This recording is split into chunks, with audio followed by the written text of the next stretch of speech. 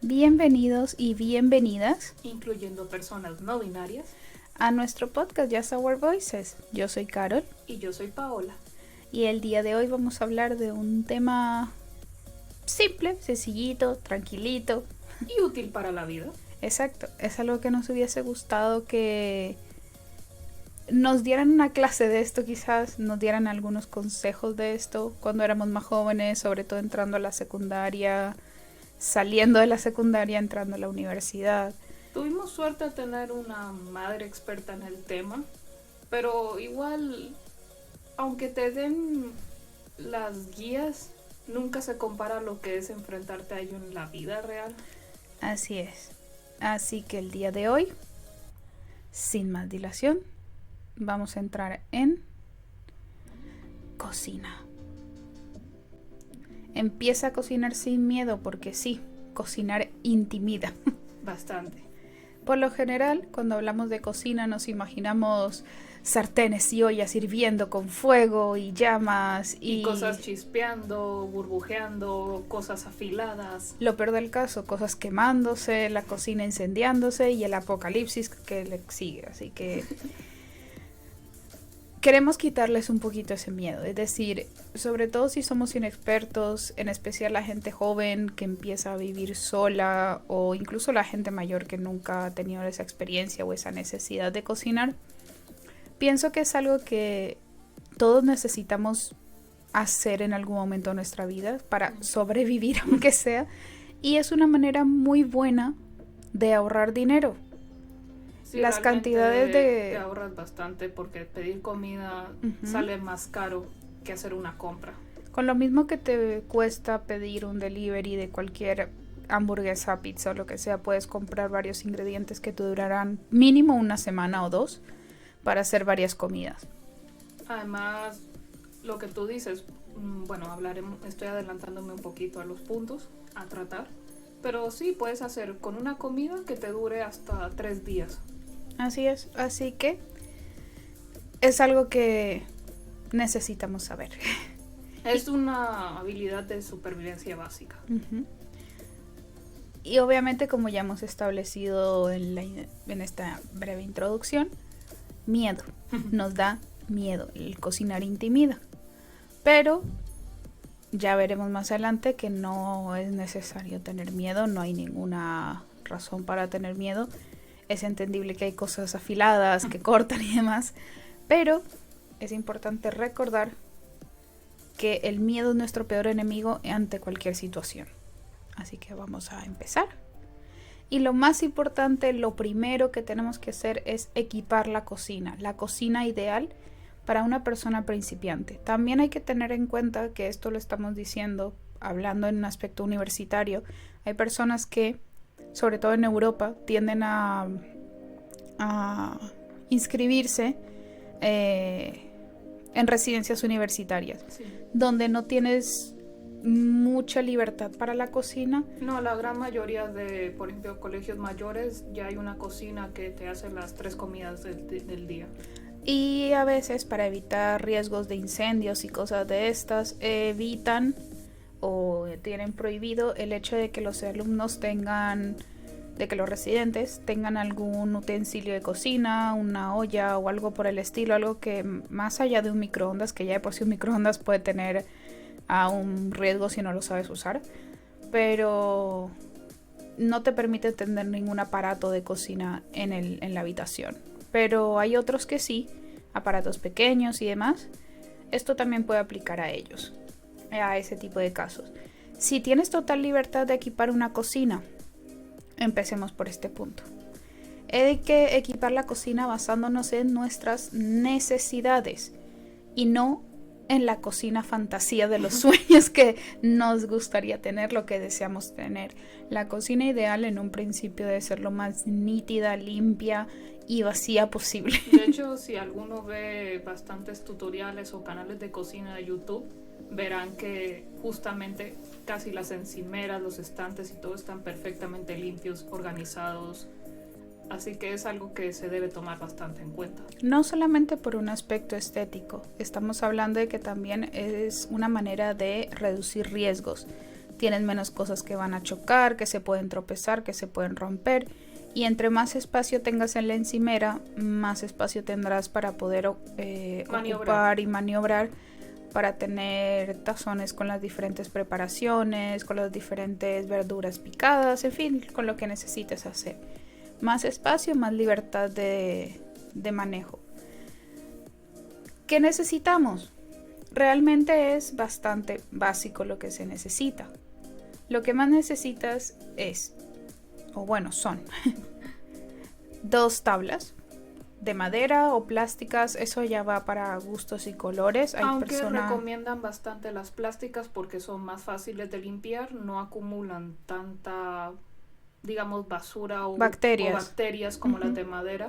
Entonces creo que las de plástico incluso ocupan menos espacio las de plástico que las de madera. ¿Y a qué nos referimos con tablas? Tablas para picar. Una para los vegetales y otra para vegetales, verduras y demás, y otra para las carnes. Si ya queremos hacer pescados, mariscos, esa sería una tabla aparte, porque hay algo en la cocina que se llama contaminación por contacto, creo que es. Sí, es contaminación genéricamente. Sí, ¿a qué se refiere? Que las diferentes bacterias de los diferentes productos alimenticios pueden contaminar otra comida que vayas a picar en esa tabla. Incluso si la lavas, la desinfectas y demás, siempre es mejor tener una tabla para cada tipo de producto alimenticio, vegetales, carnes, pescados y mariscos por separado. Míralo como si fuera un restaurante. En un restaurante la comida vegetariana y la comida, digamos, con proteínas de carne se cocinan en diferentes sartenes, en diferentes ollas, se pican en diferentes tablas justamente para evitar el contacto del uno con el otro. Así es. Tanto por preferencias de dieta como por salubridad. Así es. Entonces, ¿qué recomendamos? 2, 3 tablas dependiendo de lo que quieran o les guste cocinar o les interese empezar a cocinar.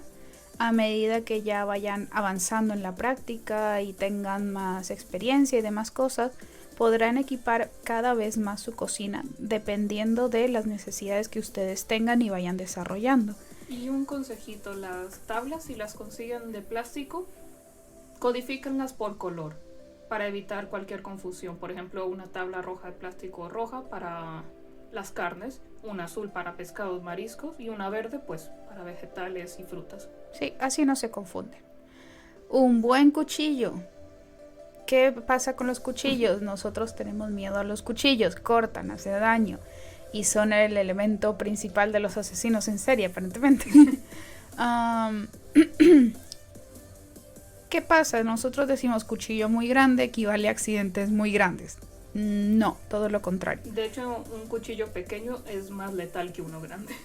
¿Por qué? Porque tenemos menos control sobre ello, en especial si estamos cortando una cebolla grande, un pedazo de carne grande. Además, el filo de un cuchillo pequeño no todas las veces es igual al de un cuchillo grande. Un cuchillo grande estándar de cocina común y corriente, uno básico, es más que suficiente, siempre recordando que hay que lavarlo entre un corte y otro, o sea, entre una cosa que cortas y otra. Es decir, si cortas vegetales, si cortas carne primero, no vayas a cortar vegetales enseguida con el mismo cuchillo, por más que vayas a cocinar las cosas, de nuevo por el riesgo de contaminación. Intenta lavar el cuchillo una vez terminas de picar carnes o mariscos o cosas así, luego vegetales y en fin. Afilado, bien afilado. ¿Por qué? El riesgo es que si un cuchillo no corta correctamente, vamos a aplicar presión y fuerza innecesaria y corremos el riesgo de resbalar el cuchillo y cortarnos a nosotros mismos.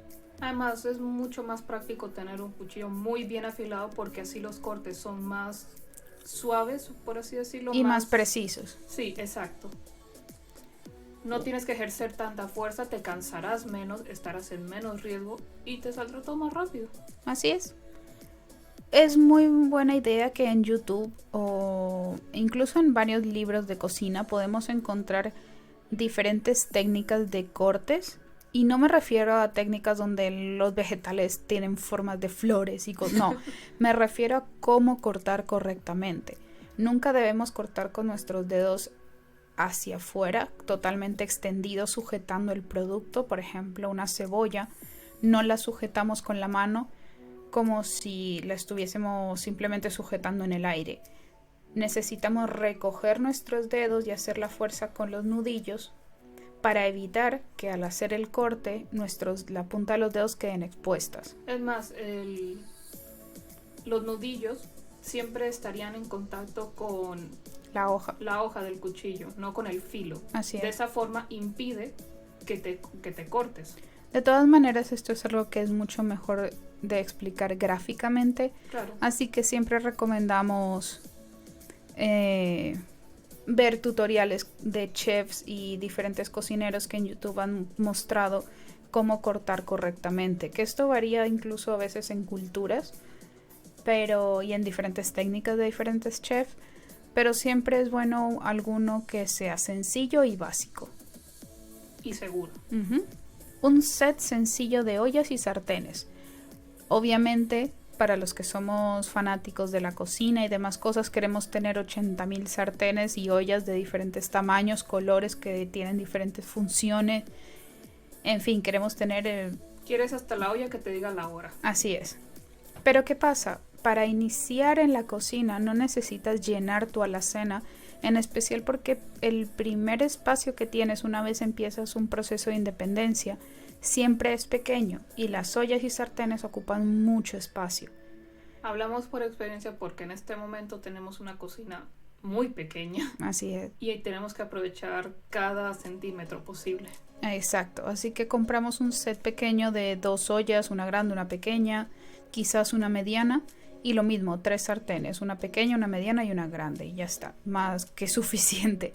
De hecho hay sets más pequeños, más reducidos, de 4, 2 piezas, 3 piezas, ya dependerá de la necesidad de cada uno, pero nunca busquen un set muy grande, y de preferencia que funcione en todo tipo de cocinas o estufas. Sí. No importa si es de inducción, si es de gas, si es eléctrica, si es no sé qué, si sé cuándo y si se más. Da igual el tipo de hornilla, estufa o cocina que utilice, que no corra el riesgo de deteriorarlas. Eso es algo que hay que tener muy en cuenta y ya se puede ver incluso en las páginas de compra online de este tipo de cosas de cocina. Te ponen la especificación para qué tipo de cocina es. Hay uno que es como...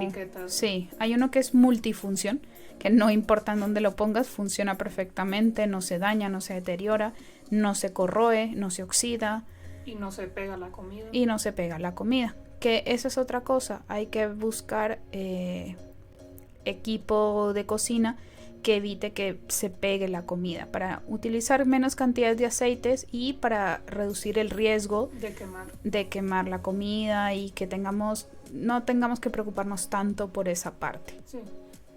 Y por supuesto, los toppers, que de eso hablaremos más adelante, pero los tuppers o los envases de plástico con tapa de toda la vida, dependiendo, no sé cómo lo llaman en otros lados. Yo creo que universalmente se llaman tuppers o toppers. Exacto.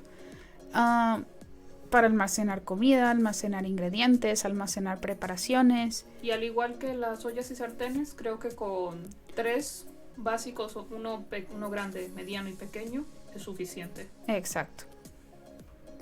Todo esto, recuerden, para empezar, lo importante es que a medida que nos vayamos familiarizando con la cocina, con lo que es cocinar, con lo que es preparar, y empecemos a descubrir cuáles son las necesidades reales que van creciendo en nuestra metodología de cocina, eso nos ayudará a expandir cada vez más nuestra cocina, nuestros elementos para cocinar, lo que necesitamos, las diferentes herramientas, porque hay bastantes, hay mucha variedad de cosas y cada vez salen artilugios más rebuscados que hacen 20,000 cosas diferentes y tienen el tamaño de una navaja suiza. Pero antes de enloquecernos a comprar y a gastar en cosas innecesarias, siempre buscar lo esencial. Y lo básico. Así es, porque estamos empezando. Antes de ponerte todo MacGyver, empieza con lo más normalito, digamos. Así es. Ahora, ¿qué es lo primero que debemos hacer? Estudiar la receta. La receta es lo primero que tenemos que tener en cuenta. Es nuestra primera guía, es nuestro primer contacto con lo que es la cocina. No es simplemente quiero hacer un arroz con pollo y me lanzo a la cocina y ni siquiera sé cómo debo picar el pollo, si debo picarlo, cómo sazonarlo, lo tengo que sazonar antes, después. Si ni siquiera he tenido contacto con la cocina, lo primero que yo recomiendo siempre es leer las recetas. ya sea en libros de cocina, ya sea que nuestros familiares nos den recetas familiares o recetas sencillas. En nuestro caso, nuestra madre nos dio varias recetas, incluso video recetas, video tutoriales de estas recetas, o YouTube. YouTube es la biblioteca más amplia y más grande que yo podría decir en este momento de lo que es cocinar. Es básicamente la academia de cocina gratuita. Y hay de varios estilos. Tienes cocina de todo el mundo, de varios géneros. Incluso desde repostería, cocina del día a día, cocina fitness. Y lo bueno de YouTube es que está bastante en tendencia. La gente que ya lleva un tiempo ahí y demás sabe lo que se pone en tendencia en cuestiones alimenticias y empieza a crear recetas que sean amigables a las diferentes tendencias de dietas, que no es algo que yo recomiende mucho. Siempre tener en cuenta que hay que hablar con un nutricionista antes sobre qué es lo que debemos comer, qué es lo que funciona para nosotros, nuestro organismo y nuestro cuerpo, que no es igual al del común denominador. Todos somos diferentes y a todos nos funciona y nos reacciona diferente el cuerpo a diferentes alimentos. Tomen en cuenta que aunque todos comiéramos lo mismo en las mismas cantidades, igual todos tendríamos cuerpos diferentes y reacciones diferentes a esas comidas. Así es. Y justamente es bueno tener una guía acerca de, bueno, quizás yo no tengo ningún libro acerca de cómo cocinar sin gluten o de cómo cocinar para personas diabéticas o ese tipo de cosas, a las diferentes intolerancias. Pues YouTube es una buena fuente de información en caso de que no podamos acceder a libros de cocina y demás cosas, que hoy en día hay varios que son muy económicos, hay otros que son muy costosos, en especial los que son específicos de alguna intolerancia. Me he dado cuenta de eso, que sí, tienden a ser más costosos que los normales. Las cosas sin gluten o para personas veganas tienden a ser un poco más caras. Así es. Lo cual no entiendo, considerando que la intolerancia al gluten es el común denominador. Exacto. Es como la intolerancia a la lactosa. Efectivamente. Ya sabemos que no, la mayoría de personas no pueden soportar la leche que proviene de la vaca, no toleran la lactosa, y aún así se sigue vendiendo como si fuera lo normal, lo normativo, en vez de sin lactosa u otras opciones como la leche de soja o la leche de almendras. Lo cual me frustra bastante porque yo soy intolerante a la lactosa, así que a la hora de cocinar es una búsqueda constante de productos sin lactosa. Por suerte, cada día el mercado pone más opciones para gente como yo, para gente que no soporta el gluten o la lactosa o que es vegana. De hecho, por suerte, es algo que se ha convertido en una tendencia, así que hay muchos youtubers que hacen recetas de libre de gluten, libre de lactosa y para veganos, ¿sí? Incluso hay muchas recetas para personas universitarias que justamente están aprendiendo a cocinar, que quizás no tienen un horno, no tienen una cocina, o sea, una estufa, hornillas, y solo tienen un microondas. Cómo hacer comida saludable con una dieta sana que nos ayude además a activar la mente, la memoria, a poder estudiar mejor y demás cosas, solo con un microondas. Entonces, ¿qué recomendamos? Videotutoriales, que siempre es bueno verlos anticipadamente, estudiarlos varias veces, revisar nuestra nevera, saber que tenemos todos los ingredientes y, por supuesto, ir a las tiendas y consultar con la misma persona de las tiendas, de los supermercados, de la sección de carnes, de la sección de vegetales. O en el mismo mercado, si tienen alguno cerca. Que de hecho pienso que los mercados o las tiendas de frutas, las fruterías, verdulerías y ese tipo de cosas, esas personas tienen algún conocimiento. Me he dado cuenta de eso, que yo puedo ir con una receta y decirle al señor de la carnicería, mire, quiero hacer esto. Y en la receta me dice que necesito una carne de tal y tales características. Y él dice, bueno, seguramente yo te recomiendo este corte en esta cantidad. Bueno, ¿cuánto quieres hacer? ¿Para cuántas personas? ¿Qué te dice la receta? Y las mismas personas de estas tiendas, de estos locales, te pueden asesorar.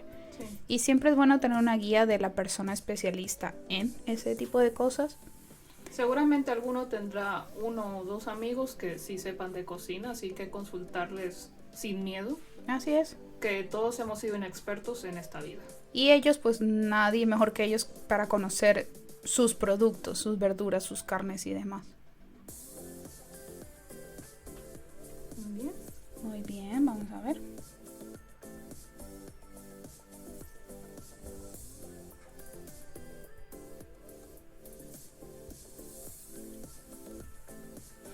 Organización de los ingredientes. Eso, queridos amigos, es la clave para estar seguro o segura de que todo está correcto y listo para empezar. ¿A qué nos referimos con organización de los ingredientes? Una vez que nosotros hemos visto la receta, la hemos analizado y hemos determinado aproximadamente el tiempo que esto va a tardar, que por lo general, ya sea en un recetario, en un libro de cocina o en un video tutorial, las personas dicen o especifican más o menos el tiempo aproximado que esto tardaría en estar preparado. 20, 30, 15, 10, 5 minutos, dependiendo de qué tan compleja sea la receta. Intentamos en un principio que la receta no tarde más de 20 minutos, como mucho 30 minutos. Sí, se busca algo sencillo, que no requiera de tantos pasos. De hecho, en 5 o 10 minutos puedes tener listo algo. Bueno, 10 minutos diría yo, porque es el estándar de la pasta, por ejemplo. Sí. Pero sí, en unos 10, 15 minutos puedes tener una comida completamente preparada sin ningún problema. Ahora, para que todo fluya con más armonía, con más tranquilidad, todo sea más, incluso más rápido, ¿qué hacemos primero? Una vez que ya tenemos comprados los ingredientes, los vamos separando por la cantidad que necesitamos. Obviamente yo no voy a ir al supermercado a comprar media cebolla picada, eso no existe. Existe la cebolla picada congelada, pero no la cantidad exacta que nosotros queremos. Las carnes, si vamos a una carnicería, una pescadería y demás cosas, ahí sí nos pueden dar los gramajes, los cortes específicos, los gramajes específicos y ya limpio y todo listo solamente para cocinarlo. Sí, hasta te pueden separar los huesos o quitártelos. Exacto. En caso de que no, de que solamente vayamos al supermercado y compremos filete o lo que sea y luego en casa decidamos cortarlo a nuestro gusto. Envasada. Sí, ya carne envasada al vacío. Entonces, en ese caso, pues tenemos que tener en cuenta que también hay que llegar a casa, cortarla y demás cosas. ¿Qué recomendamos? Picar la cebolla, la cantidad de cebolla por anticipado y ponerla en pequeños tazones. Como lo vemos en los programas de cocina que tienen pequeños boles o pequeños tazones con ya todo milimétricamente, las cucharadas contadas, los mililitros. No es solo porque se vea bonito, no es solo por estética de un programa de televisión. Ni tampoco por ser un tutorial ni nada, sino porque lo ideal es preparar los ingredientes, más que nada porque antes de ponerte a hacer nada, ahí puedes verificar qué te hace falta o si tienes todo completo. Así para que simplemente tengas que ir agregándolo a medida que la receta te lo vaya indicando. Es lo más cómodo y por eso también necesitamos una encimera despejada para poder disponer de estos espacios y ubicar los ingredientes y además colocarlos en el orden y en la proximidad hacia ti. Sí. En el orden en que los vas a utilizar primero. Por lo general lo primero que utilizas son las verduras para hacer una base, para la cebolla, el ajo, el tomate, el pimiento, todo eso funciona como una base para las diferentes cocciones. Entonces es lo que pondrás más cerca de ti y a medida que lo vas utilizando lo vas colocando en el fregadero y lo vas lavando. Sí, mantener una cocina limpia es lo más importante, no solo por cuestiones de salubridad, sino también por espacio. Así es. Ahora, ¿qué aconsejo yo? Obviamente nos da mucha pereza decir, bueno, pero picar todas las verduras y picar todo esto y dejar picado y no sé cuánto. Bueno, el mejor consejo que me han dado en cocina es dejar el ajo picado por adelantado. Es algo que no pensé que se pudiera hacer. Cortar el ajo, picar ajo es algo muy desagradable, muy tedioso. y fastidia mucho. Entonces, ¿qué me enseñó mi madre? Que un día, una tarde, por lo general un fin de semana, un sábado, un domingo. ¿Cada 2 o 3 meses? Cada mes. Yo diría que es una vez al mes. Dependiendo de cuánto cocines. Y de cuánto ajo uses. Exacto. Pero en un frasco de mermelada, en un frasco que ya no utilices, que Tiene esté que ser de bien vidrio. de vidrio, exacto, que esté bien limpio, tienes que limpiarlo, desinfectarlo, dejarlo en agua caliente un tiempo para que esté bien desinfectado. En ese frasco, una vez ya esté limpio y seco, vas a agregar el ajo picado. Te vas a dedicar esa tarde a picar ajo. Una tarde al mes o 2 meses. O cada 2 meses. Picar ajo. Comprar varios dientes de ajo, o sea, varios ajos completos, separarlos, pelarlos. Suelen venir en mallas de 3 o 4. Así es. Eso te queda, es más que suficiente. Exacto. Eso es lo que nos dura a nosotras un mes, mes y medio, 2 meses, dependiendo. Y porque cocinamos todos los días. Y eso, todos esos pequeños pedacitos de ajo, bien picado, bien pequeño, los vas a ir agregando al frasco. Una vez que ya tengas todo el ajo picado, coges una cucharadita de sal, se la pones al ajo y luego lo mezclas y vas agregando aceite vegetal. Aceite de girasol, es el que más recomiendo, el aceite de girasol. Sí. Hay gente que utiliza aceite de oliva, eso ya para gustos colores. Pero nosotros recomendamos el de girasol. Así es. Lo mezclamos bien, que todo se incorpore, lo tapamos y a la nevera. Y eso no se daña. Y bien sellado con la tapa. Así es. ¿Qué hace? Es básicamente preservar el ajo. Ya está prepicado y simplemente tenemos que agregar pequeñas cucharaditas que equivalen a un diente de ajo. Entonces, cada vez que en una receta diga colocar 2 dientes de ajo, son 2 cucharaditas de este ajo ya prepicado. De hecho, creo que se le echa la sal para preservarlo, ¿no? Así es, la sal es para preservarlo. Y el aceite para que no pierda... para que no se seque. Para que no se seque, exacto, no pierda esa humedad. Si está mucho tiempo sin nada, se empieza a secar. Esa es una manera de ahorrarte tiempo durante un mes entero, no tener que picar, no tener que enterarte de nada. Tengo entendido que lo puedes hacer también con cebolla y con algunos otros vegetales. Sí, pero no nos lo recomiendan mucho. No nos lo recomiendan mucho y lo que más recomiendan es congelarlo más bien. Sí. Por eso los supermercados, por ejemplo en España, Mercadona, ojalá nos auspiciara, no es auspiciado. No patrocinado. Pero Mercadona tiene vegetales ya picados, congelados, para que se te haga más fácil. Son más caros que comprar el vegetal y picarlo tú mismo, pero para una persona que no tiene tiempo, que no prefiere no correr el riesgo en un principio, si tienes el presupuesto, porque tampoco son muy caros, pero sí más caros de lo que un vegetal equivaldría a un vegetal o a una malla de cebollas o lo que sea, si te lo puedes permitir, lo recomiendo bastante, porque para empezar a cocinar es muy bueno, así te haces una idea de cómo va reaccionando la cebolla a los diferentes al calor, y si le pongo un poquito de sal, si le pongo una pizca de no sé qué. Obviamente no será lo mismo que tener vegetales frescos. El resultado no va a ser igual, pero igualmente va a ser de buena calidad. Así es. Es una manera sencilla y cómoda y rápida para personas sobre todo que no tienen tiempo. O que recién están empezando. Así es.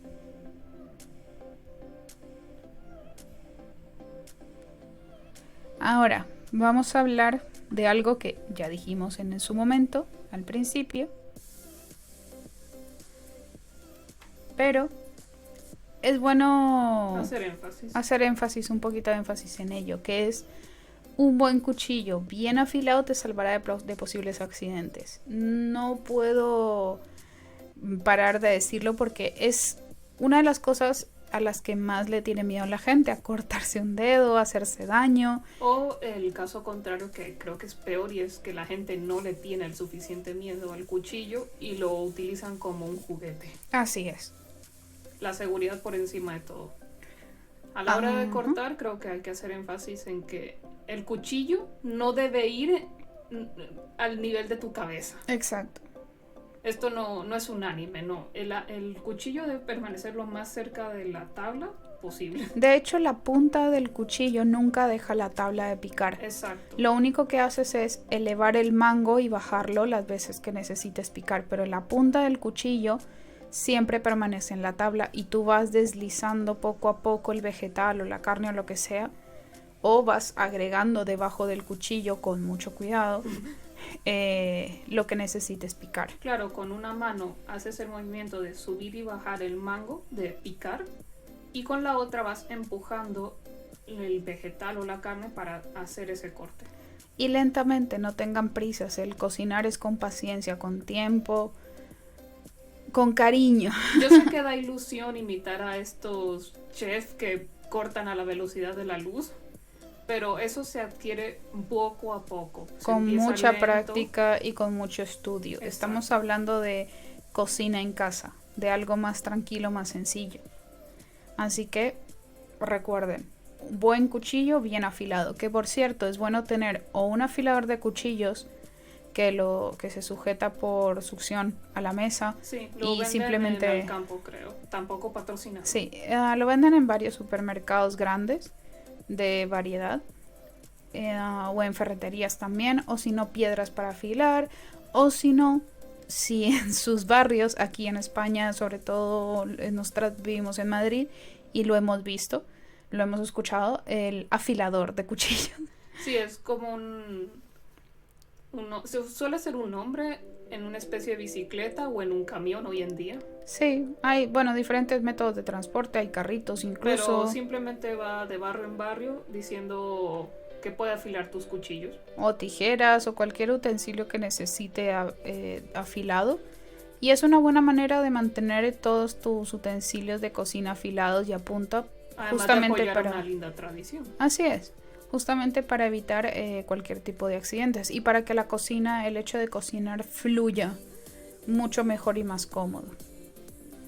Ahora, ya sabemos picar, tenemos todo picado, tenemos todo preparado para empezar. Y una vez, según como nos vaya diciendo la receta, vamos agregando las cosas. Hay que tener en cuenta una cosa. Las recetas tienen que tener en cuenta que en la cuestión de sal, pimienta y algunas especias son muy relativos. Son al gusto. Ellos se basan en una medida estándar para darle sabor a la comida. Pero si tú los quieres más picantes, más salados, menos salados o lo que sea, es importante empezar de a poco. Muy poquito, con pequeñas pizcas, pequeñas cucharaditas. Además hay que tomar en cuenta que a veces, dependiendo del país, hay sales que salan con un solo granito y hay otras que no importa cuánto le eches, la comida no sala, así que tienes que tener mucho ojo con ello. Así es. ¿Qué tipo de sales y demás cosas? Eso ya hay diferentes gustos y depende también de la preparación. Por eso es importante seguir las recetas y leerlas bien, o seguirlas bien y escuchar bien lo que dice la persona, sobre todo si son videotutoriales. Ahí explican específicamente, por lo general, por qué se utiliza este tipo de sal, este tipo de azúcar, este tipo de pimienta. Para cocina en casa lo usual pues es sal común, la sal finita, sí, granulada. Hay gente que prefiere la sal marina porque dicen que es más sana. Eso ya también hay que tener en cuenta que depende de lo que esté de moda en este momento. Por ejemplo, ahora está de moda la sal rosa. Hubo un tiempo también en que había una sal negra que realmente no sé por qué era negra. Pero sí recomiendan mucho cuando se trata de parrillas o cosas al fuego, usar la sal gruesa, sal marina gruesa. Para carnes y asados, sí. Sí. Ahora, tranquilos, tranquilas con estas especias, poquito a poco. Y siempre es bueno ir probando con una pequeña cuchara aparte, que obviamente esta solamente la meteremos en la cocción una vez. Y de ahí se lava. Se lava y así evitas usar otra. O si te gusta lavar platos, pues usa cuantas cucharas quieras, pero siempre debes cambiarla o limpiarla antes de volver a meterla y volver a probar. De nuevo, por motivos de sanidad. Exacto, no queremos contaminar. Yo he escuchado gente que dice, bueno, pero si la comida es solo para mí, solo voy a comer yo, ¿qué más me da? Y yo digo, bueno, si te apetece. Pero es más que nada para no acostumbrarte a hacer eso. Así es, porque si ya empiezas a cocinar para más personas y demás, no creo que les guste tener tus babas en su comida. Pero bueno, cuestión. Es bueno que una vez que empiece la cocción y demás cosas, cuando hemos agregado ya todo, es bueno ir probando poquito a poco e ir agregando pequeñas pizcas de, bueno, me falta un poco de sal, ok, agregar poquita sal, pequeñas pizcas de sal. Y me le falta un poco de picante, agregar un poco de pimentón rojo o de jalapeño en polvo, en fin, lo que quiera. Un consejito, si algo les queda muy salado, simplemente cojan una papa o patata, como prefieran llamarla, pelada mejor, si está pelada es mejor, y pónganlo en la mezcla para que la papa o patata absorba la sal. Así evitas tirar la comida. Exacto.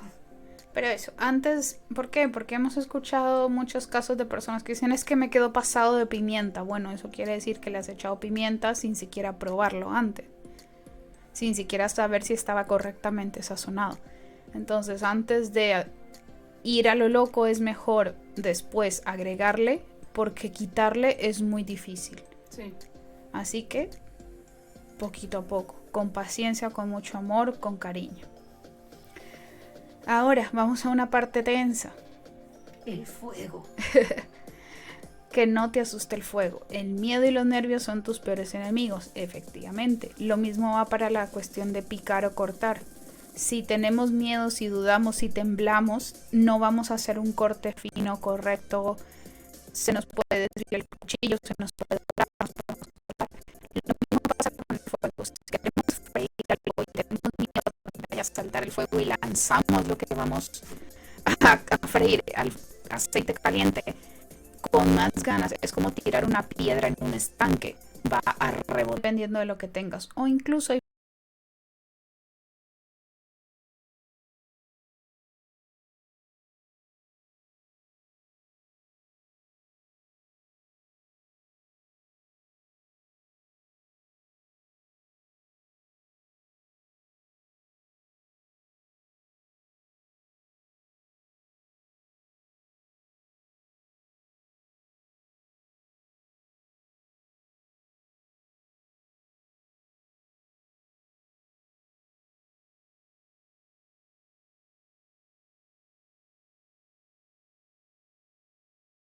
freidoras que ya tienen esta malla.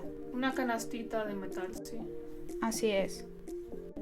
Con la cual simplemente puedes colocar los alimentos o objetos en la canasta y ahí lo pones en el aceite tranquilamente. O simplemente puedes coger unas pinzas de madera o de metal. Yo prefiero las de madera en este caso. Coger el alimento y colocarlo en el aceite y ya está. Y si estás usando una sartén, con una espátula es también más que suficiente. Y recuerden lo que dijo mi hermana, no echen la comida, no la tiren. No es Satanás, no es un perro que te va a morder, es aceite. Sí, tiene sus riesgos, pero como todo en esta vida, si tomas las precauciones correctas y usas los métodos adecuados, no te va a pasar nada. Así es. Créanme, yo soy una de las primeras que le tuvo... Todavía me da un poco de nervios manejar aceite. Pero comparado como era antes, que prácticamente usaba la tapa de una olla para protegerme como si fuera un escudo, defendiéndome contra un dragón, creo que he mejorado bastante en ese aspecto. Sí. Ahora, también tener en cuenta que siempre se recomienda tener, aunque sea un pequeño extintor en la cocina, por cualquier emergencia, cualquier cosa, y saber utilizarlo. También hay videotutoriales en YouTube para ello, no se preocupen. Y lo otro, no agua. Cuando tienes alguna llama en la cocina, por la razón que sea, lo mejor es humedecer un paño, un trapo de cocina, escurrir bien el exceso de agua y ahogar el fuego tirando el trapo perfectamente extendido sobre la olla o la sartén o lo que sea que esté ardiendo. Es más, no tirarla, porque ahí lo que haces es darle un poco de crear como una burbuja de oxígeno. Así es. Y corres el riesgo de que empeore la situación. Más bien, si colocarlo es posible, con cuidado o deslizarla casi al ras. Ajá. De hecho, si no tienen un trapo o no tienen tiempo para humedecerlo, escurrirlo, etcétera, simplemente cogiendo la tapa de la sartén o de la olla correspondiente, lo mismo, lo van deslizando, cerrándolo para cortarle el oxígeno a la llama y se acabó. Obviamente, primero apagan la estufa o la hornilla o la cocina, como le digan. Se apaga y ahí sí se desliza para apagar el fuego, cortarle el oxígeno a la llama y Así ya está. Es. No tengan miedo, a veces pasa. Ahora, ¿qué pasa con estos chefs que tienen sartenes ardiendo? ¿Eso también lo tengo que hacer yo para cocinar? No, estos chefs están utilizando técnicas que requieren alcohol, diferentes tipos de alcohol que se prenden para flambear los diferentes productos en la sartén y utilizan la llama sobre todo de las estufas o cocinas a gas.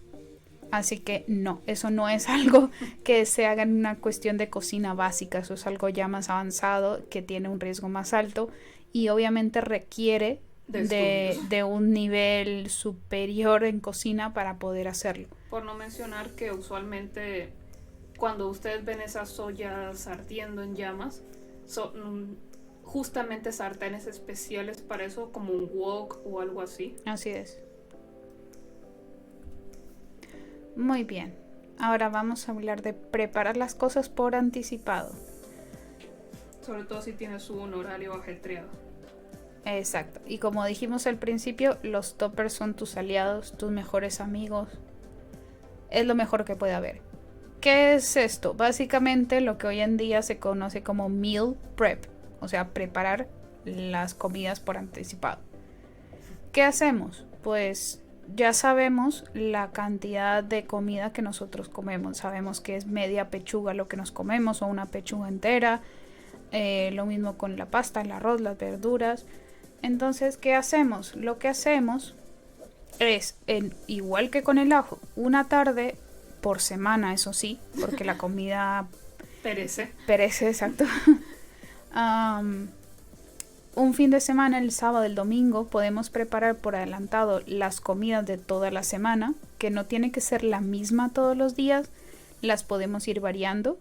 Podemos hacer 3 filetes de pollo para 3 días distintos, podemos tener pasta para otro día, podemos tener arroz con carne otro día, podemos tener ensaladas de diferentes tipos y en fin, dependiendo de qué tan complejos las necesitemos. Y esto ayuda mucho, sobre todo cuando en la universidad o en el trabajo tenemos horarios que se solapan. Sí, por ejemplo, cuando tienes que estudiar por la mañana y por la tarde, o tienes que estudiar y trabajar, o trabajar y luego estudiar. Entonces no te da tiempo siquiera de volver a casa para cambiarte lo que sea, entonces ya te puedes llevar tu comida o tus comidas del día y las tienes preparadas por anticipado. Sí, de hecho cuando empecé a trabajar, lo que hice la primera semana de trabajo fue hacer un molde de lasaña y cogía, lo dividía en trozos para cada día y así un trozo, tupper y el resto se guardaba en la nevera para esa semana. Así es. Y solo tenía que recalentar la lasaña. Ahora, como hemos dicho antes, esto nos ayuda también a calcular nuestro presupuesto mensual. ¿Qué quiere decir esto? Que esto nos ayuda a calcular más o menos cuánto debemos realmente gastarnos en la compra. Hay gente que hace compra semanal, creo que se hace bastante en Japón sobre todo. Nosotras preferimos hacer una compra casi que mensual. Sí, mensual o quincenal. Sí. Donde ya tenemos las carnes y todo distribuido en el congelador y demás, de tal manera que ya sabemos que estas son porciones diarias. Y simplemente el día que querramos hacer algo con carne molida, ya está la carne molida separada, solamente hay que sacar la ración y listo. Igual con los pollos, las carnes, etcétera. Lo mismo con verduras, se puede hacer exactamente igual. Las verduras, la cosa es que se dañan más rápido, entonces es En el sentido de las verduras, eso lo planificaré más de forma semanal. Así es. Pero bueno, nos ayuda a crear un presupuesto y a ahorrar y saber en qué podemos ahorrar y cuánto nos va a durar la comida. Además que, pues lo dicho, si no estás cocinando todos los días y tienes tiempo para otras actividades. Y es menos probable que se te desperdicie comida cuando planificas las comidas. Exacto. Ahora, ok, me has hablado de mucha cosa técnica, de mucha cosa de tener cuidado y demás. Bueno, pero ¿qué hago? ¿Qué hacemos al principio? ¿Con qué empiezo? ¿Me lanzo a hacer una tarta de 20 pisos en plan tarta de bodas? ¿O me lanzo a hacer un buffet para 20 personas? ¿O qué hago? No. A ver, relajémonos un poquito. Sé que hay varios tutoriales de, yo que sé, haz una pizza como el escudo de Capitán América. Exacto. O haz un pastel de arcoíris en el cual en cuanto lo cortas, hay un arcoíris adentro. No, calmémonos un poco. Estamos hablando sobre todo de comida para el día a día, de comida diaria, para poder sobrevivir y subsistir. Entonces, ¿qué es lo que nosotros recomendamos basándonos en nuestra experiencia? Arroz y pasta. Es lo primero que se debe aprender a preparar en general. Son las bases ideales para hacer cualquier cosa. Además que hoy en día hay tantas opciones como, por ejemplo, pasta sin huevo, pasta con huevo, pasta integral, arroz integral. Pasta y arroz sin gluten, cosas sin gluten, sin azúcares, o sea, hay de todo. Ahora he visto una pasta de pescado, la cual me llama bastante la atención. Sí. Pero en fin, es comida base. Así es, son bases que además aportan los carbohidratos, las cantidades de carbohidratos necesarios para mantener el equilibrio, obviamente en cantidades, en proporciones normales, correctas, según lo que nosotros necesitemos. O lo que nos digan los nutricionistas. Exacto. Y nos sirve para combinarlo de diferentes maneras. No es solamente hacer una pasta básica con algo de mantequilla y orégano. No es solamente un arroz blanco. Arroz blanco o esa pasta básica nos sirve para mezclarla con diferentes salsas, con diferentes carnes, con diferentes vegetales y hacer cantidades impresionantes de platos. Y son muy sencillos de hacer, solamente requieren agua, sal y ya está. No requiere de nada más. En el caso de la pasta, para el arroz, por lo menos lo que tú haces. Ya, lo que yo hago con el arroz es justamente como ya tengo el ajo picado, cojo una cucharadita de ajo, quizás si quieres puedes hacer un cuarto de cebolla picada, es decir, una cebolla la divides en 4 mitad, o sea, en 4 partes, mitad, mitad y mitad, y esa cuarta parte, ese pedacito, lo picas muy finito, muy chiquito. Lo metes con el ajo a que se dore un poco con un poco de aceite, sal. Y luego pones el arroz una vez que la cebolla y el ajo ya están doraditos. Pones el arroz, lo mezclas un poco con la sal, el aceite y demás cosas, la cebolla y el ajo.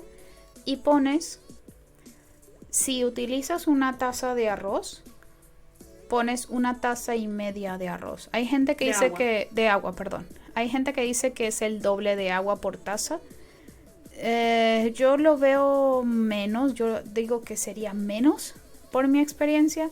También depende cómo te gusta que esté el arroz, si te gusta que quede un poco más sopudo, tal como una sopa, o si prefieres que quede un poquito al dente. Más caldoso, menos caldoso, sí. Más húmedo, más seco, más duro, más blando, para gustos colores.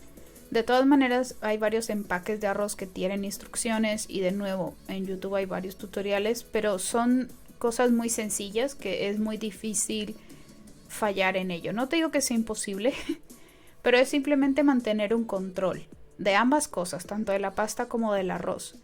Cuando ya pasa cierto tiempo, es bueno ir probando, por ejemplo, levantas la tapa del arroz, coges un poco de arroz con la cuchara y pruebas los granos a ver cómo están. que así también puedes saber si le falta algo de arroz, de algo de sal al arroz. Perdón. La pasta, lo mismo. Cuando ya pasan unos 5, 6, 8 minutos, coges con algún tenedor un fideo, una pasta, un tornillito, depende de qué tipo de pasta quieras, para todas funciona igual. Coges una, lo pruebas y ves si ya está al dente, si está todavía duro y le falta un poquito. Por favor, no hagan eso de tirar la pasta contra la pared. Eso es un desperdicio de comida. Totalmente. Es simplemente coger un fideo, esperar a que enfríe un poquito y probarlo. Ya está. Exacto. Y lo dicho, estas son muy buenas bases para hacer variedad de cosas. Puedes saltearlo con verduras, puedes saltearlo con mariscos y hacer una pasta o un arroz marinero. Puedes coger un poco de tomate frito que ya viene hecho en frascos en los supermercados. Así es. Poner un poco a tu pasta y ya está. Así es. No tengan miedo tampoco de comprar cosas ya preparadas. Sé que no será lo mismo que hacerlo fresco, como ya hemos dicho antes, pero a necesidad, pues cojamos las herramientas que tenemos.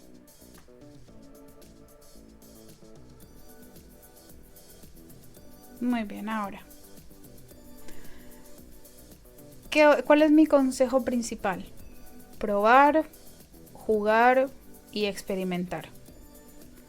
Eso es algo que me he dado cuenta que es lo que más me funciona en la cocina. Es decir, si hoy tengo ganas de probar una receta nueva, no tengo nada que hacer o tengo o mi agenda está más libre el día de hoy, así que voy a probar una receta nueva. Busco en YouTube qué se me antoja. Quiero carne, quiero pollo, quiero verduras, quiero sopa, quiero un cocido, ¿qué me apetece? Quiero cocina oriental, quiero cocina griega, quiero cocina más del estilo americano, más comida rápida, más comida... En fin. O no tengo dinero para un KFC, así que aprenderé a hacer pollo frito. Exacto, esa es otra manera de reemplazar la comida en delivery o a domicilio. Es una buena manera de aprender a hacerlo casero. Obviamente no tienen los mismos saborizantes que las diferentes cadenas de comida, pero... Puede que incluso hagas algo mejor. Exacto, puede que incluso descubras que tu hamburguesa te gusta más que la de otras marcas, que de otras cadenas. Puede que tu pollo frito sea mejor que el de otras cadenas. Ay, adoro tu pollo frito. Gracias. Lo mismo las alitas, las costillas. Es decir, por ejemplo, un día dices, me apetece mucho ir a un restaurante de comida americana y comerme unas costillas con salsa barbacoa, unas patatas y así. O unas papas fritas o algo así. Ok, compro un costillar, que siempre me saldrá menos que pedir un costillar de 20 o 30 euros en un restaurante. Salsa barbacoa, puedo buscar incluso cómo hacer una salsa barbacoa casera. O buscar alguna que me guste, que tenga un sabor ahumado. Ver cómo se preparan las costillas y prepararlas. Que por cierto, si quieren hacer su propia salsa barbacoa, conserven cada sobrecito que hayan podido de los deliveries. Sí, en caso de que hayan pedido bastante comida a domicilio, todos los aderezos y salsas y demás cosas que vienen, siempre es bueno guardarlos porque sirven para bases de salsas o bases de algunas preparaciones. Yo lo utilizo bastante.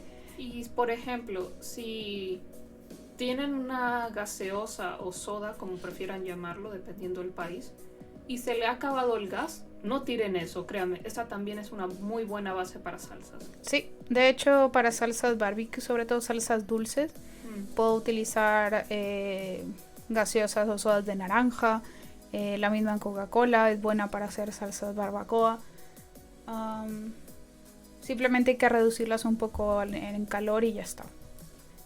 Pero sí, probar, jugar y experimentar es una buena manera, además de sentir que la cocina no es algo obligatorio, no es algo que necesito hacer para no morirme de hambre, no, es algo divertido. Sí, es algo divertido de hacer. Incluso yo llego a ponerme programas de cocina en Netflix como para inspirarme o para sentir que estoy en un programa de cocina también. Te habrías pasado por muchos tiempos. Sí. También es una buena manera de ver que hay en tendencia para innovar en la cocina, para probar qué hacer, qué no hacer, porque además muchos de estos programas tienen tips o consejos muy buenos. De hecho, cada vez que vean programas de cocina, tomen en cuenta si los concursantes o participantes han hecho algo mal, más que nada para anotarlo y decir, evitar hacer esto. Exacto, es una buena metodología de aprendizaje también. Por ejemplo, la mayoría de errores que cometen concursantes o participantes de estos programas es no engrasar los moldes a la hora de hacer repostería. Claro. ¿Y qué sucede? Pues que al final eso se termina de hornear y no lo puedes sacar del molde porque está pegado a las paredes del molde por no engrasarlo. Es un error muy básico, muy común, pero que te puede salvar la vida si no lo olvidas. Uh-huh. Entonces, la próxima vez que veas a alguien haciendo la cagada, toma nota para no hacerlo tú. Exacto. Porque es muy fácil decir, jaja, la cagó. Y luego cuando tú lo intentas hacer, caes en el mismo error. Exacto. Y por supuesto no tengas miedo y mucho menos vergüenza de pedir ayuda. Para eso están la familia y los amigos. Es decir, hay que recordar que la cocina muchas veces, sobre todo antiguamente, nos lleva a escenas como la abuela enseñándonos a cocinar las galletas de Navidad, o mi mamá enseñándome a hacer pizzas caseras, o mi padre enseñándome a hacer tal cosa, o una tarde con mis hermanos intentando hacer una tarta casera, no sé. Es decir, nos llama a momentos donde podemos compartir en familia, donde podemos compartir en amigos. A día de hoy, algo que a mí me gustaba, que pienso que me gustaba mucho hacer, sobre todo en la universidad, era juntarnos, porque nosotros yo vivía en una residencia universitaria que tenía cocina en cada piso, es decir, el primero, segundo, tercero, cuarto, quinto hasta el noveno, teníamos todos los pisos una cocina común. Entonces muchas veces nos juntábamos en un piso, todos poníamos ingredientes y así, y decíamos, bueno, hoy vamos a hacer, ¿qué tal si el viernes por la noche nos juntamos y hacemos comida mediterránea? Porque había una chica que le gustaba la comida mediterránea. Ay, qué rico. Y no me acuerdo ascendencia de qué lado tenía, pero tenía varias recetas de su abuela y demás cosas, y nos enseñó a preparar algunas cosas. Y hacíamos así noches de fines de semana o incluso entre semana, cuando no teníamos tantos exámenes y cosas. Nos poníamos a cocinar para nosotros y entre nosotros, y nos reíamos, hablábamos de cosas, en fin, eran experiencias que nos unían más como amigos y compañeros. Era muy divertido, y cuando no sabíamos hacer algo, siempre era bueno compartir las experiencias de cada uno y lo que cada uno sabía hacer. De hecho, muchos de nosotros aprendimos a cocinar ayudándonos mutuamente, como, ok, yo sé hacer esto, yo sé hacer esto, yo sé hacer lo otro, a mí me han enseñado a hacer así, así, así y así. Compartir los diferentes conocimientos. A mí lo que me gustaba, por ejemplo, era cuando mi madre y yo, nuestra madre y yo, estábamos viendo televisión y de pronto veíamos en algún programa de cocina a un chef intentando hacer cierto platillo o cierto pastel, lo que sea, y nos picaba la curiosidad y decíamos, oye, ¿y si lo intentamos hacer nosotras? Eso a veces podía ser un desastre, o podíamos inventar una nueva receta para el libro de familia. Uh-huh. Era súper divertido, era una forma de interactuar con mi madre, de pasar tiempo juntas, y además aprendíamos las dos algo nuevo, porque tanto ella como yo no sabíamos de ese plato. Puede que mi madre sea chef y cocinera, pero no significa que lo sepa cocinar todo. La ventaja es que ella sabe las bases de la cocina, entonces más o menos puede deducir cómo es el proceso para preparar un platillo, aunque sea algo nuevo para ella. Era divertido descubrir juntas cómo hacer funcionar un platillo nuevo. Que eso es justamente algo que hay que tener, que recordar siempre, hay que tener en cuenta siempre. Una vez que aprendemos las bases, podemos ir evolucionando a platillos mucho más complicados, a cosas más elaboradas, y a ir experimentando con sabores y cosas, porque ya empezamos a comprender qué combina con qué, cómo se prepara esto, y si ya sé preparar esto, entonces puedo prepararlo con otra cosa acompañándolo, o cambiando alguna otra.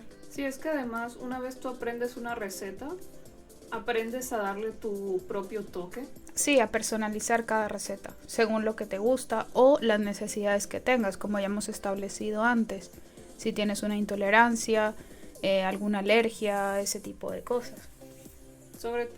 Yo con el tiempo he aprendido que puedo agregar especias, sal, pimiento, lo que sea, casi ya el ojo, sin necesidad de una receta. Es por eso si alguien me pide una receta hoy en día, no sabría qué decirle, porque ya en mi cabeza y con mi ojo sé cuál es la medida exacta. O incluso con el olfato. Yo llego a oler alguna de las preparaciones que estoy haciendo y digo, ok, está perfecto así. O bueno, ya está. Por ejemplo, cuando metes cosas al horno, hay momentos en que yo digo, ya está. Ya huele a que está. Definitivamente. Pero todo eso llega con años de práctica. Es decir, yo ya llevo 10 años cocinando, más de 10 años cocinando. Y ya he desarrollado el olfato y el ojo para saber cuándo hace falta algo o cuándo algo ya está perfecto. A mi gusto, obviamente. Y además luego es explorar nuevas cosas, como tú dices. Por ejemplo, hace poco descubrimos que Mercadona sacaba unas especias bastante completas. Sí, por ejemplo, esto es para pollos asados y tiene un montón de hierbas adentro que hacen que el pollo realmente huela a pollo asado. Y tenga el sabor de pollo asado. Lo mismo uno que es para pastas, espagueti, se llama sazonador de espagueti. Sí. Y tiene ese olor y ese sabor a pasta italiana, es espectanular, es muy bueno para sazonar. Sí, y otro que es de pescados que vendría increíble para una paella de mariscos. De nuevo, no patrocinado, pero es que Mercadona saca muy buenas cosas. Sí, es cuestión de ir a sus supermercados locales, a los mercadillos, a los diferentes mercados, a las plazas de mercado y ver qué hay. Preguntar, interactuar con la gente que se mueve en ese mundo de la cocina y del vender productos para la cocina. O ver opiniones en internet. También. Hay muchos blogs de cocina, más de los que me podría imaginar. Y como decimos, para todo tipo de personas con diferentes necesidades o diferentes gustos. Hoy en día hay muchos sustitutos también de ingredientes y de por sí crean recetas muy buenas con estos sustitutos que de hecho funcionan. Que no porque yo sea intolerante a la lactosa no me puedo comer un cheesecake. Ya hay cheesecake apto para gente intolerante a la lactosa. Sí, de hecho mi hermana me hace un cheesecake de limón que es apto para mi estómago intolerante. Exacto. Y que no es pesado y no pierde la esencia de lo que es un cheesecake de limón. No pierde ni textura, ni sabor, ni frescura, ni nada por el estilo. De hecho, la repostería vegana nos ha enseñado de que es posible hacer un pastelillo o magdalena o cupcake sin necesidad de usar proteína animal. Y saben muy bien y la consistencia es deliciosa. Así es. Son deliciosos. Y eso es con mucho tiempo de experimentación. Si no experimentásemos con nuevos ingredientes o nuevos métodos de cocina, no llegaríamos a este punto en el que la cocina se vuelve inclusiva en ese aspecto. Sí. Que no porque yo sea intolerante o alérgico a algo me tengo que privar de toda la comida y solo puedo comer 3 cosas el resto de mi vida. Sí. Así que bueno, eso es todo por hoy. Ha sido un capítulo muy corto, muy tranqui. Más que nada porque sabemos que en cocina todo es más visual y esto es más auditivo. Pero lo que queremos reforzar con este capítulo es que no tengan miedo. Sé que intimida mucho, sé que ver Top Chef, Masterchef y todos estos programas de chefs es eso, son chefs que ya llevan mucho tiempo cocinando o que están en proceso de aprender en academias culinarias. Deben de tener 5 años ya de experiencia previa académica. Pero no porque nosotros recién estemos saliendo al mundo, nos estemos independizando y tengamos la necesidad de cocinar, tengamos que estar a ese nivel para poder hacerlo bien. No. Créanme que para poder comer algo bueno, decente y económico, no hace falta llegar a esos niveles tan altos para poder tener una comida decente en tu casa. Y tampoco necesitas la última tecnología en tu cocina, ni el último utensilio multiusos. No, con lo básico ya puedes salir adelante. Sí. Y empezar por recetas del día a día. Ya más adelante, pues, si te apetece iniciar en repostería, que la repostería es un poquito más complicada. Sí, es una ciencia aparte, por algo es una especialización. Así es, pero quieres hacer tartas, quieres hacer magdalenas, empieza con las fáciles, con las tartas de caja, sí, las ya con donde la mezcla está preparada. Sí, sí. Simplemente es agregar leche, huevo y ya está, es decir, según las instrucciones de la caja. Pero es un método amigable y sencillo de decir, hey, he hecho una tarta.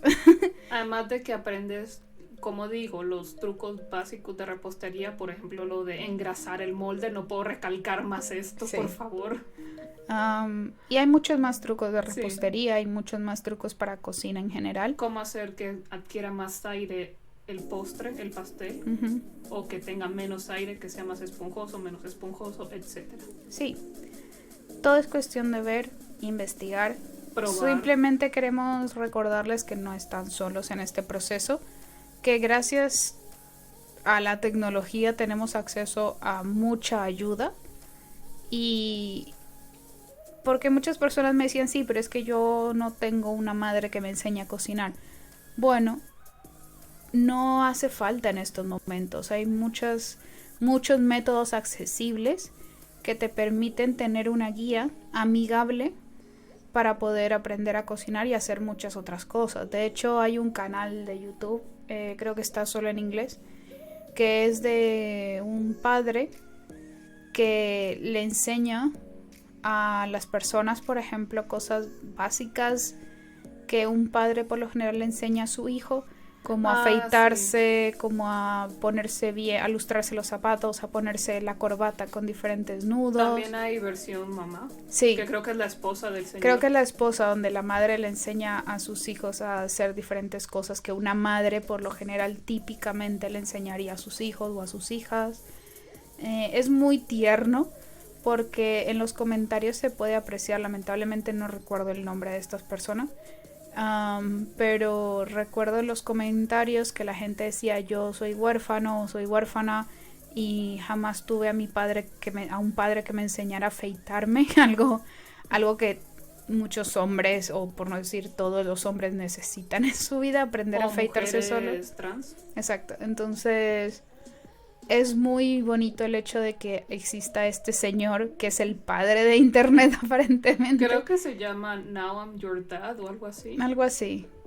Tendría que investigarlo bien, pero es muy popular en redes sociales justamente por eso, porque es muy adorable. Es esa sensación de un padre enseñándole, e igual manera a su madre, una madre y un padre enseñándole a sus hijos en internet, que es todo el internet que los quiera ver y los necesite, cómo hacer diferentes tareas. Y así hay muchos canales de cocina que te enseñan con mucho mimo, con mucho cariño, con mucha alegría, a que tengas cariño hacia la cocina, que no sientas miedo o no sientas que es una obligación o es algo tedioso de hacer, que valdrá la pena al final porque va a estar muy bueno, va a estar delicioso. Tal vez no vayas a abrir un restaurante, pero por lo menos le cogerás cariño a una habitación que probablemente antes ignorabas.